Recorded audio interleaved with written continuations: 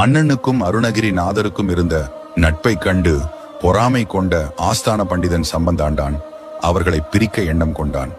சம்பந்தாண்டான் மன்னனிடம், நான் என் பக்தியால் தேவியை தோன்றச் செய்கிறேன், அருணகிரியாரும் தன் பக்தியால் முருகனை வரவழைக்க வேண்டும், இதில் யார் தோற்றாலும் ஊரை விட்டு ஓட வேண்டும் என்று சவால் விட்டான். என் அப்பன் முருகன் கைவிட மாட்டான் என்ற நம்பிக்கையில் அருணகிரியாரும் சம்மதித்தார். மந்திர தந்திரங்களில் வல்ல சம்பந்தாண்டான் தன் வித்தையால் தேவியின் மாயத் தோற்றத்தை உருவாக்க முடியும் என்று நம்பினான். ஊரெங்கும் இந்த செய்தி பரவ மக்கள் அனைவரும் கூடினர். தான் வழிபடும் தேவியை குறித்து சம்பந்தாண்டான் பல துதிகள் பாடினான். ஆணவத்துடன் கட்டளை போடும் தொனியில் அவன் அழைத்ததால் கோபம் கொண்ட தேவி தோன்றவே இல்லை. கூட்டத்தில் சலசலப்பு ஏற்பட்டது. சம்பந்தாண்டானின் தோல்வி உறுதியானது.